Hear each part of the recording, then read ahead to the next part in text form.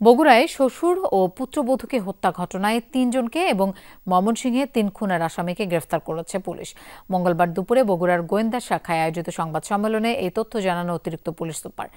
এর আগে সোমবার রাতে রাজধানীর কমলাপুর স্টেশন থেকে ৩ জনকে গ্রেফতার করা হয়। গেল ৯ জুলাই রাতে বগুড়ার দুপচাচিয়ার মাদ্রাসা শিক্ষক আফতাব হোসেনের বাড়িতে ঢুকে ১১ সদস্যের ডাকাত দল শ্বাসরোধ করে তাকে হত্যা করে।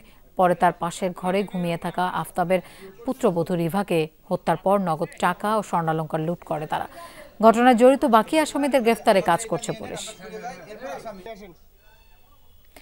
এদিকে মঙ্গলবার বিকেলে ময়মনসিংহের ৩ খুনের ঘটনার প্রধান আসামি নজরুল ইসলামকে গ্রেফতার করে পুলিশ। গাজীপুরের জয়দেবপুরের অভিযান চালিয়ে তাকে গ্রেফতার করা হয়। সোমবার রাতে ভালুকায় একটি বসতঘর থেকে 2 শিশু ও এক গৃহবধূর মরদেহ উদ্ধার হয়। আসামি নজরুল সম্পর্কে নিহত গৃহবধূর দেবর ছিলেন এবং তারা একই বাসায় থাকতেন। ঘটনার পরপর নজরুল পালিয়ে যায়। পরে নিহতের স্বামী ভালুকা থানায় মামলা করেন।